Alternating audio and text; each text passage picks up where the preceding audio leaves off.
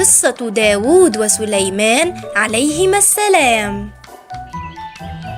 أعطى الله تعالى داود عليه السلام ملكا عظيما وحكمة نافذة، فجمع الله تعالى له بين الملك والنبوة. Nabi Dawud dan Sulaiman alaihi salam. Allah Ta'ala menganugerahkan kepada Nabi Dawud kekuasaan yang besar dan kebijaksanaan yang mendalam. Beliau merupakan sosok yang dihimpunkan oleh Allah Ta'ala antara kedudukan mulia seorang raja yang berkuasa dan seorang nabi yang diutus. كما علمه الله عمل الدروع من الحديد ليحصن المقاتلين من الأعداء، فأرشده الله تعالى إلى صنعتها، وعلمه الله إحكام هذه الصنعة. Yang Allah ajarkan kepadanya, Nabi Dawud memiliki kemampuan yang luar biasa dalam mengolah besi. Dengan keahliannya, beliau membuat baju ziroh yang kokoh untuk melindungi pasukannya dari serangan musuh.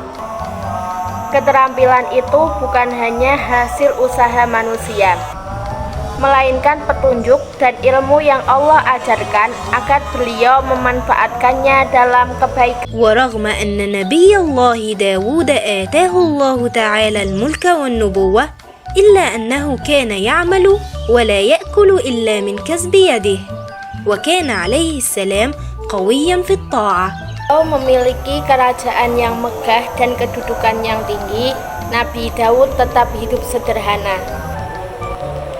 Beliau bekerja dengan tangannya sendiri dan makan dari hasil jerih payahnya. Dari beliau kita belajar bahwa kemuliaan sejati terletak pada kerja keras, kejujuran, dan rasa syukur kepada Allah Ta'ala.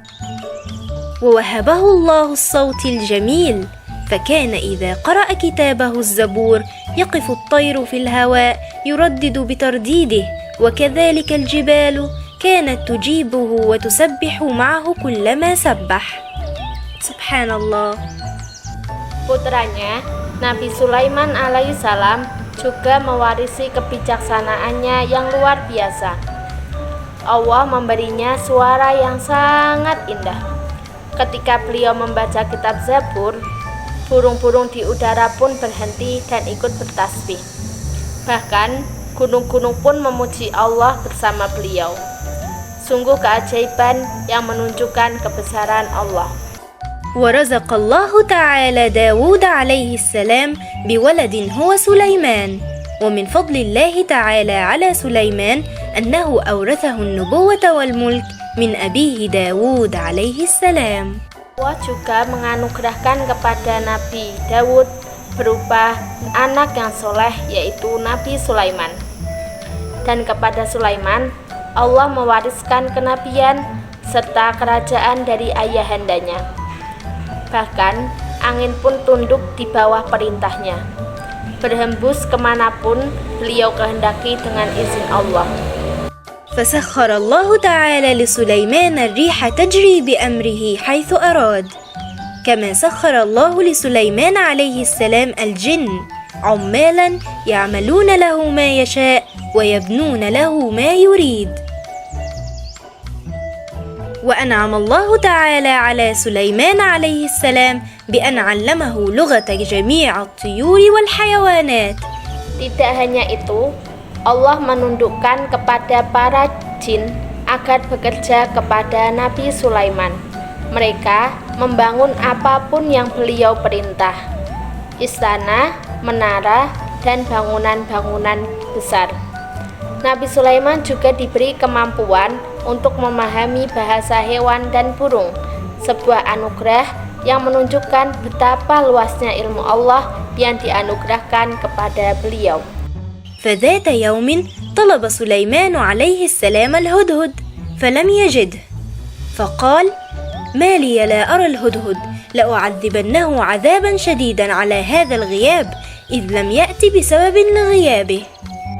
Suatu hari, Nabi Sulaiman kehilangan cincin kerajaannya, tanda kekuasaan dan kenabiannya.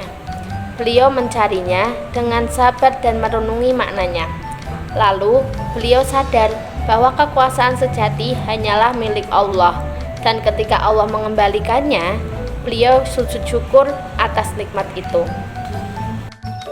وتفقد الطير فقال ما لي لا أرى الهدهد أم كان من الغائبين لأعذبنه عذابا شديدا أو لأذبحنه أو ليأتيني بسلطان مبين فمكث غير بعيد فقال أحطت بما لم تحط به وجئتك من سبأ بنبأ يقين فعاد الهدهد بعد غيبة فقال لسليمان عليه السلام لقد اطلعت على ما لم تطلع عليه لقد جئت من مملكة سبأ وقد وجدت امرأة ملكة عليهم ولكنها وقومها يعبدون الشمس من دون الله.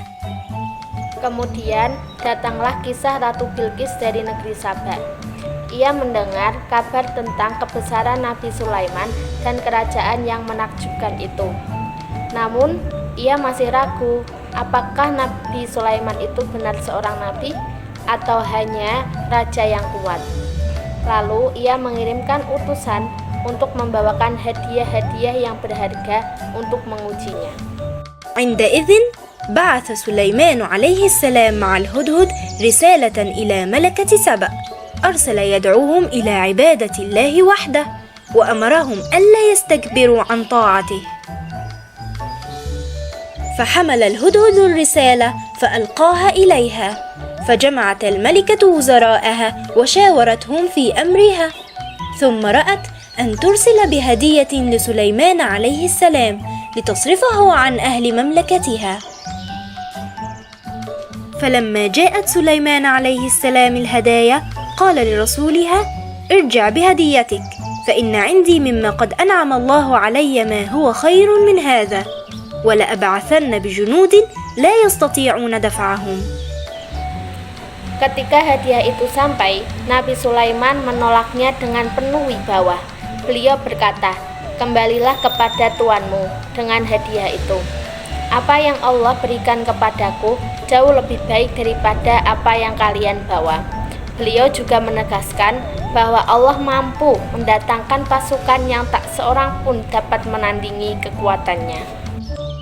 فأتاهم الرسول فأسرعوا بصحبة الملكة إلى سليمان عليه السلام فلما علم سليمان بقدومهم قال أيكم يأتيني بعرشها قبل أن يأتوني مسلمين قال عفريت من الجن أنا آتيك به قبل أن تقوم من مقامك وقال واحد آخر أنا آتيك به قبل أن يرجع إليك طرفك.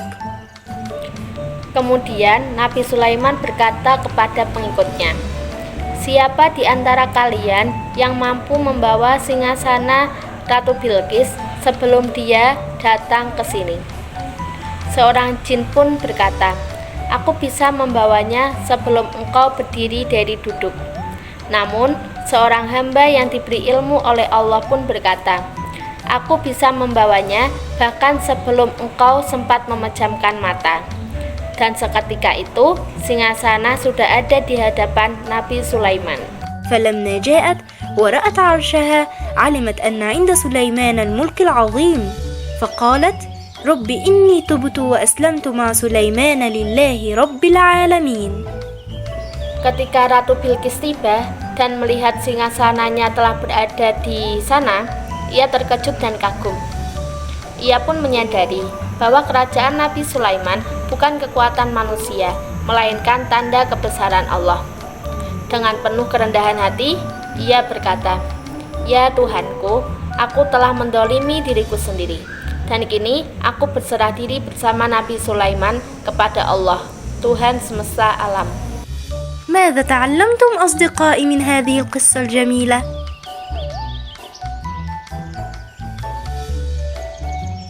نعم أحسنتم. المؤمن يسرع للتوبة إذا أذنب والله يتقبل منه لأن الله يحب التوابين. العبد الصالح إذا أحس بنعم الله عليه يشكر الله بالقول والعمل. Dari kisah ini, kita belajar bahwa pemimpin sejati adalah pemimpin yang bisa cepat menolong dan berbuat baik. Allah mencintai hamba-hambanya yang ringan tangan dalam membantu sesama. Dan seorang hamba yang beriman, mereka yang menerima nikmat dari Allah selalu bersyukur, baik dengan ucapan maupun perbuatan. نراكم قريبا أصدقائي، مع السلامة.